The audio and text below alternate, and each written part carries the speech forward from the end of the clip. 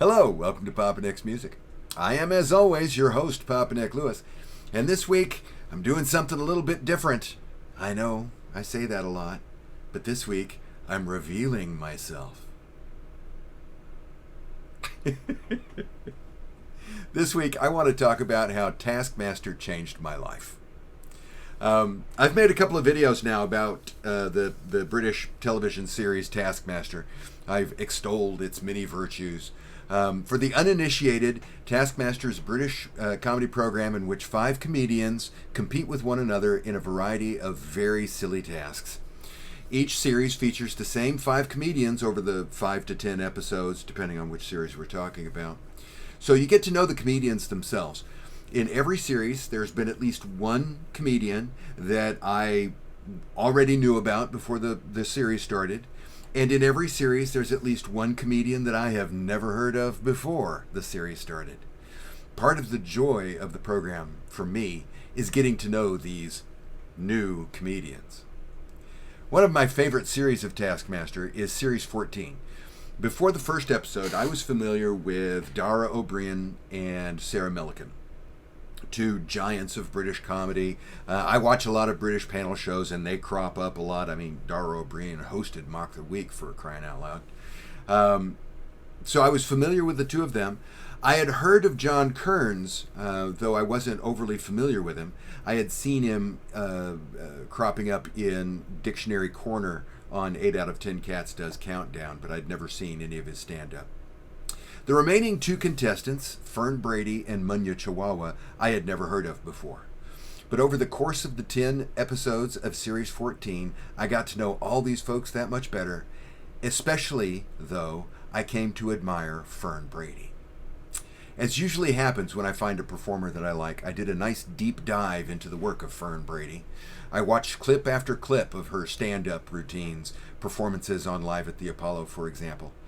But as I searched for more material, I quickly became aware that she had recently written a book, Strong Female Character,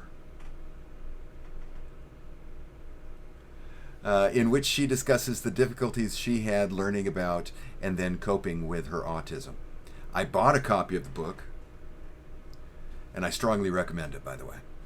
This book rocked my world. Before I read it, my sense of what autism is was fueled primarily by pop culture references, such as Tommy Westfall on St. Elsewhere. I have a family member who's autistic, but my interaction with him has been sporadic at best, so the Tommy Westfalls of the entertainment world ruled the paradigm I had in my head. As far as I could tell, an autistic person was aggressively non-communicative, prone to emotional outbursts, or otherwise huddled in a ball, rocking back and forth and muttering gibberish. But that image did not fit Fern Brady at all. While there are many different words and phrases I would use to describe Fern Brady, aggressively non-communicative is nowhere on the list. Reading about Fern's struggle to get her diagnosis made me curious to learn more about autism diagnoses for adults, so I did another deep dive. And the more I read, the more I recognized myself. My frustrating difficulty with reading other people's facial expressions and nonverbal cues. I have to know you really, really well to be able to tell what you're feeling, unless your feelings are so strong as to be completely obvious to everyone. We're talking operatic, melodramatic displays of emotion. My tendency to shut down after having been on for too long. I am notorious anytime I play a gig. At the end of the gig, once I break down my gear and I've loaded all my stuff up into my vehicle, I sit down to have a drink, maybe have a cigarette, depending on what the smoking ordinance is at the place where I'm playing. And as soon as I sit down, I am done. A switch flips, and you can come and talk to me. I will not talk back. I've exhausted my battery. That's as much as I can give. I can give no more. I've had fellow musicians who have taken me to task for this in the past. My utter panic at the thought of being in a social situation where I'm surrounded by strangers. Last year, I was invited to a birthday party for a friend, a casual friend. And he invited me because he and his band were going to play during the party, and he thought it would be good if I came and played a few songs with him, which I was excited about doing. I thought, oh, this is going to be fun. I like playing with these guys. But I realized shortly before the actual event that I was not being asked to come and play a gig. I was being invited to a party where I was going to know maybe 3 people. Maybe. I had to back out the last minute. I couldn't screw up the courage to be able to do it. My dependence on stimming.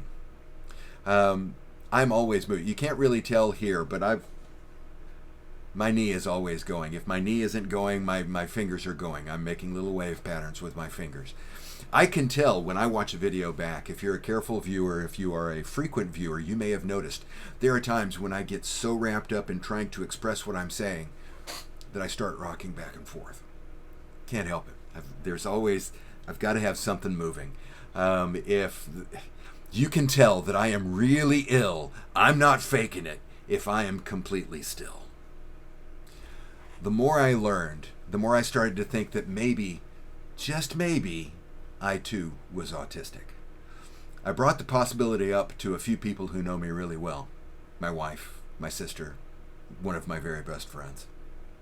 I was expecting to have to convince them. I was expecting that the conversation would go, I've been thinking I might be on the autism spectrum. And I expected they would say, really? Why do you think that? And so I had my argument all set up. But what happened every time was I said, I've been thinking I might be on the autism spectrum. And they said, yeah, that makes sense. I can see that. Last fall, I finally scheduled an appointment with a mental health provider to get to the bottom of the situation. And as I suspected, I am on the autism spectrum. And getting that confirmation has been freeing. I've always known that I was different, but that knowledge came with some self-imposed stigma for me. I've always known, for example, that I quickly lose track of time if I'm focused on something that I'm interested in. But to me, that just proved that I was irresponsible. I've always known that I struggle to cope with large crowds of strangers in social settings, but to me, that just proved that I was weak. I've always known that I have great difficulty telling what the people around me are thinking or feeling, whether people around me are being honest or not. But to me, that just meant I was self-absorbed. For every item listed in the DSM for autism spectrum disorder, there are folks out there who can make it into a negative, a sign of weakness, a lack of character, or whatever. And I did that. I have punished myself for 50 plus years for things that are simply natural for me to do. I have taken on that guilt, willingly, eagerly, if unknowingly. About 10 years ago, I had a very mild midlife crisis. The main instigator was realizing that I was about to turn 50. I've never been, I don't celebrate birthdays. I don't see a birthday as something to celebrate. I'm always surprised when people are excited about their birthdays. And milestone birthdays, I knew when I was 16, that meant I got my driver's license. I knew when I was 18, I get to vote. I knew when I was 21, I get to drink legally. Had been drinking several years. We don't need to go into that. But once I got past 21, I don't care. I've never cared what my age is. I at any given moment, I don't know what my age is unless I happen to be in a year that has the same ones digit as my year of birth. I can do the math on that one really easily. Any other year, I've got to do the math. I've got to get out my calculator to determine how old I am. But when I turned 50, that was different. My father died unexpectedly of a heart attack when he was 57. And when I turned 50, that meant that I was now in the same decade that he passed in. And that made it very real to me that I was closer to the end than I was to the beginning, right? And in that moment of awareness, I also realized that I was highly unhappy in my day-to-day life. I wrote a song several years ago. It's available on my channel. Scroll down through the videos, you'll get to it. The name of the song is For. And it's one of the few songs that I wrote that is me actually speaking honestly about myself and about my life. I have a series of songs that are titled numbers 1, 2, 3, 4, 5. These are songs that I wrote for my wife that are actual expressions of me and my thoughts about our relationship.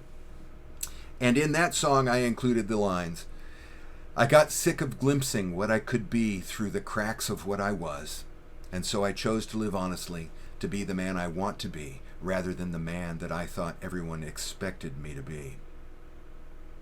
Part of living honestly, to me, in that moment, was giving myself permission to stop doing things that I only did for reasons of social conventions. For example, I stopped answering the telephone when it rang. I consciously chose to drop my masks.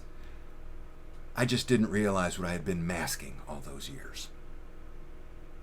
Making that conscious decision to live honestly with myself has led to the last 10 years being among the happiest years of my life, and getting confirmation last year that I am, in fact, autistic has been the capper of that process. So much of my life, so many of my perceptions and instincts and reactions, so much of it all makes sense to me now in a way it never has before. I know myself better, and I can see my place in the world much more clearly. Since April is Autism Awareness Month, I thought this would be a good time to share my own experiences. And this would be a good time to thank Alex Horn and Greg Davis, because all of this came from Taskmaster. So thank you, Greg. Thank you, little Alex Horn. And for God's sake, get off your asses and air Series 19. So, that's what I'm thinking about this week. What do you think? What are your reactions? Drop that comment down below. I always love hearing from you. If you enjoyed today's video, I'd appreciate it if you'd click the like button. While you're down there clicking, I would appreciate it if you would also click the subscribe button if you're not already a subscriber. I know it costs you nothing, but it means the world to me, so I thank you very much for it. If you do subscribe, go ahead and click the bell for notifications. The YouTube folks appreciate that, so on their behalf, I thank you. Thanks again for hanging out with me today, and I hope that the rest of your day is peaceful. See you soon.